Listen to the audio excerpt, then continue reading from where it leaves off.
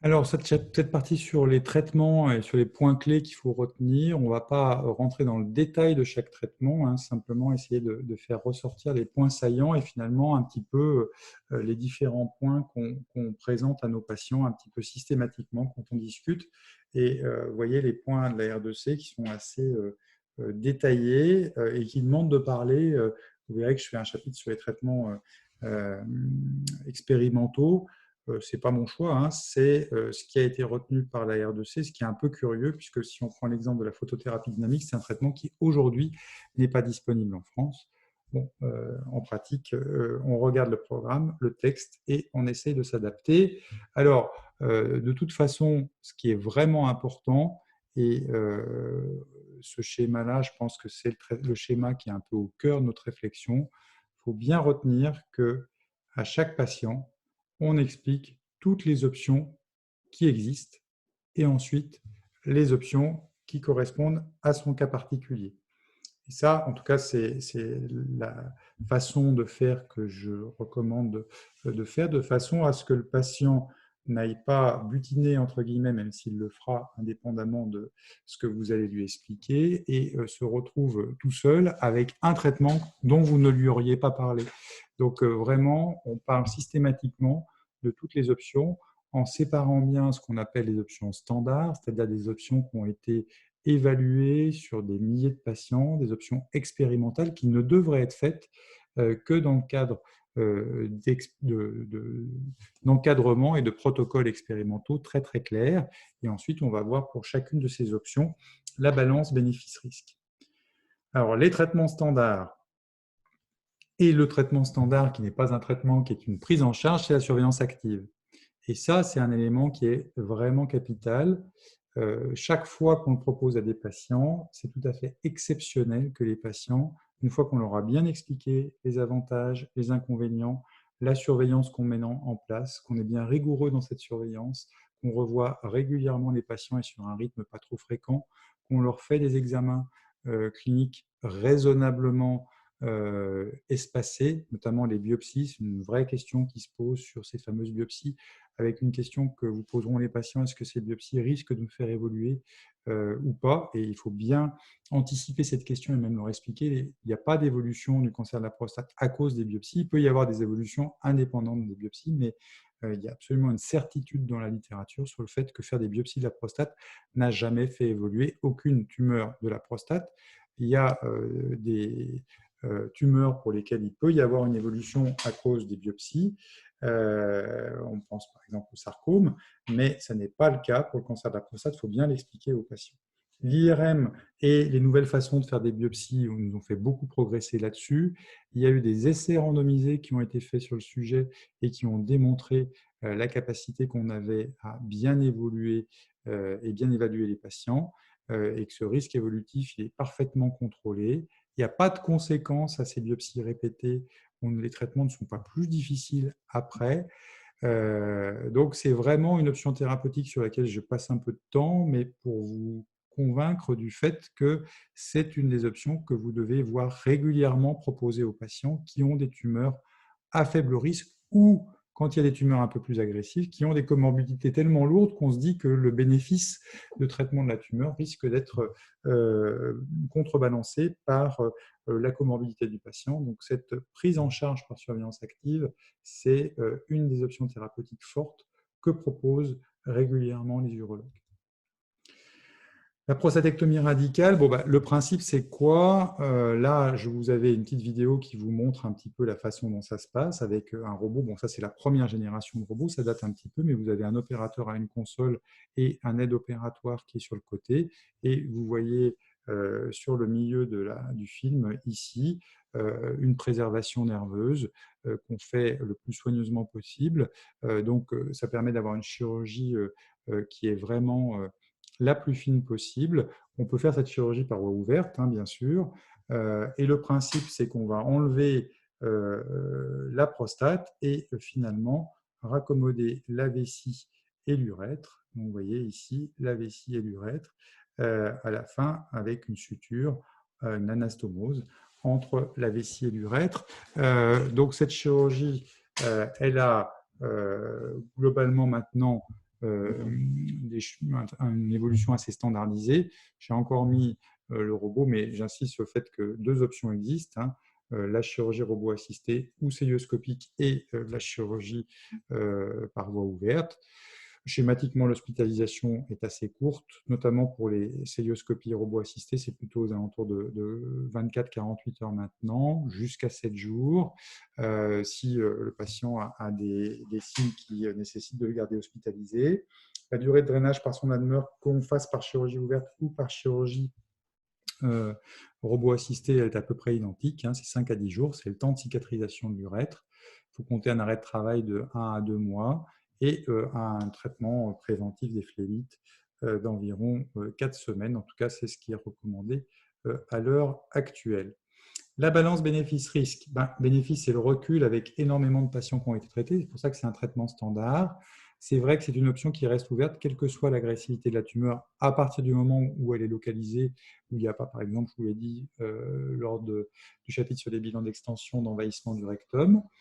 On peut l'associer à la radiothérapie et à l'hormonothérapie pour les tumeurs les plus agressives, c'est-à-dire qu'on peut faire un traitement de consolidation entre guillemets de la chirurgie avec une hormonoradiothérapie pour des formes agressives. Pour l'instant, ceci dit, on reste sur des monotraitements et normalement, on fait soit la chirurgie, soit la radiothérapie avec éventuellement l'hormonothérapie. On ne fait pas les deux.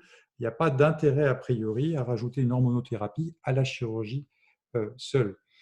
On peut également faire une préservation des nerfs érecteurs, on peut traiter des patients qui ont des troubles mictionnels avec la chirurgie, on peut traiter des grosses prostates avec la chirurgie alors que c'est plus compliqué en radiothérapie. Bref, il y a un intérêt à cette option thérapeutique qui reste aujourd'hui une des deux options standards. Les risques, il faut bien les expliquer aux patients et ne pas leur faire la surprise des risques de séquelles fonctionnelles. Premier risque, c'est une opération, donc il y a un risque vital. Il est exceptionnel qu'on puisse avoir un décès ou même tout à fait exceptionnel qu'on ait besoin de faire des transfusions. Je dirais rare qu'on ait besoin de faire des transfusions. Mais il y a deux conséquences importantes à bien expliquer aux patients.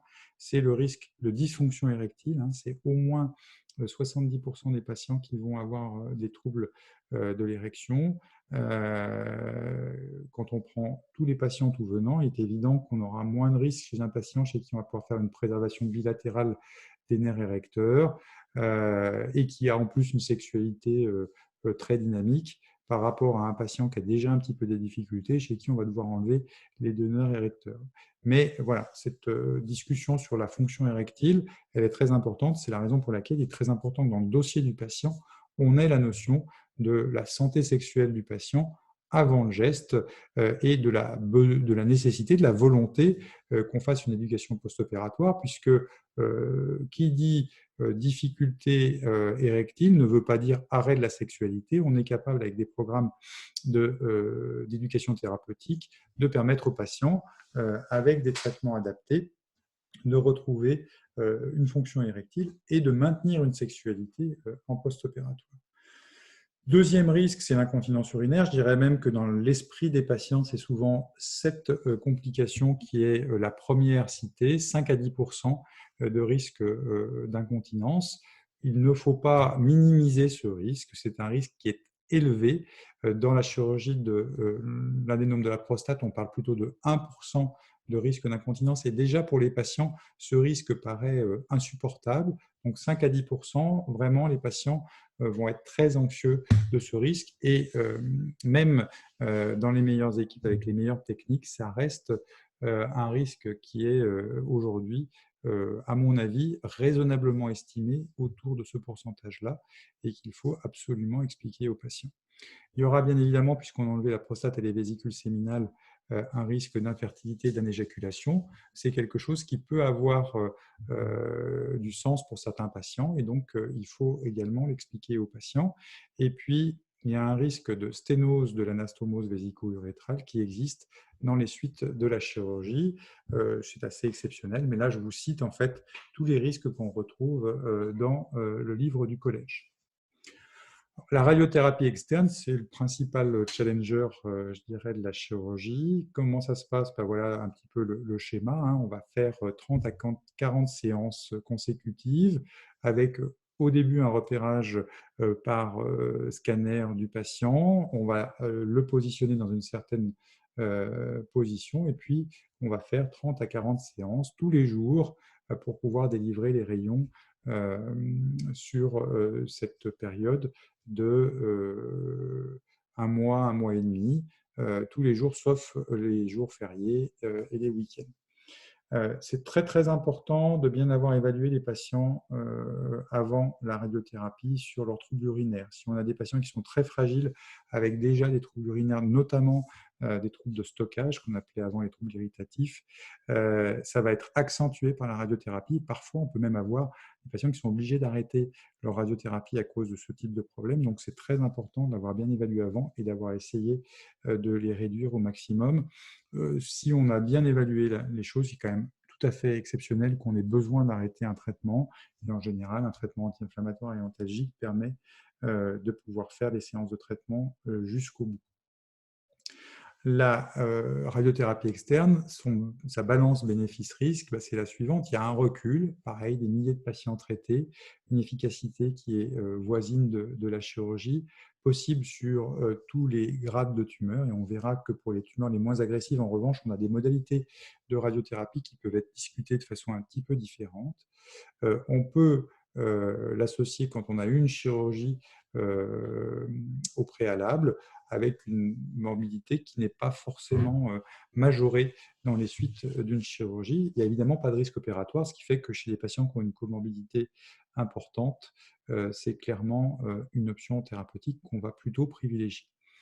Les risques, je l'ai dit, attention aux troubles urinaires marqués avant la chirurgie.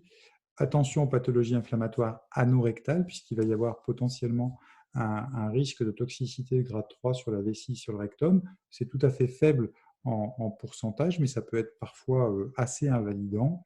La complication la plus fréquente, c'est les troubles de l'érection.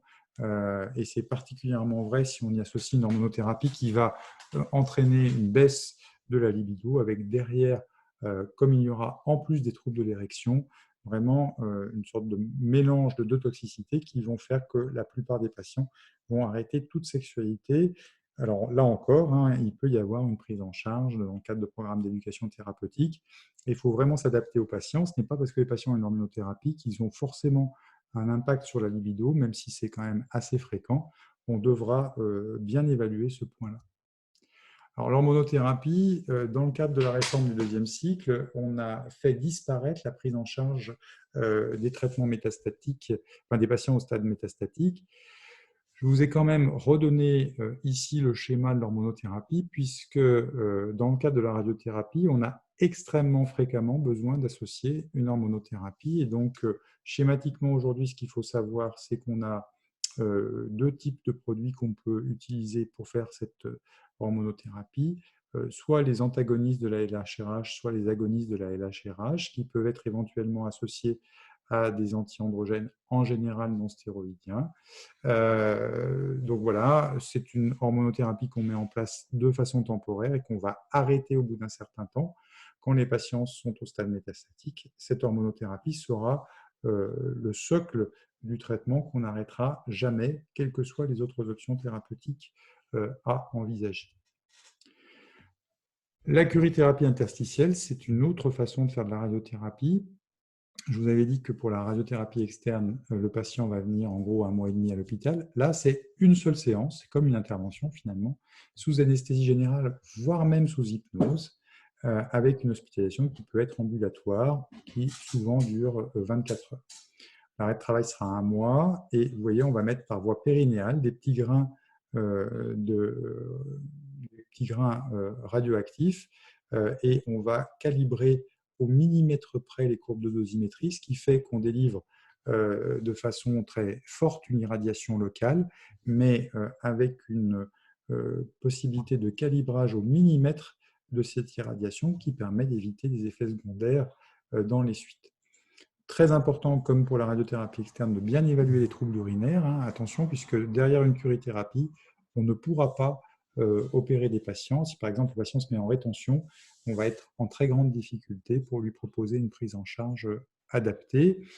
Très souvent quand même, puisqu'on délivre une très forte dose d'irradiation en une seule fois, il pourra y avoir une période inflammatoire, mais qui en général est plutôt bien vécue par les patients. La balance bénéfice-risque, là encore, traitement standard, donc recul très important, et c'est clairement la solution la moins morbide parmi les options standards, avec un risque opératoire qui est très faible, avec l'avantage d'être possible en une seule séance, même chez des patients fragiles. Alors, il y a beaucoup de contre-indications, hein. On ne propose cette curithérapie que quand on a un grade ISUP 1 ou 2, que quand on a un volume prostatique total qui est inférieur à 50-60 millilitres et qu'on n'a pas de symptomatologie urologique associée.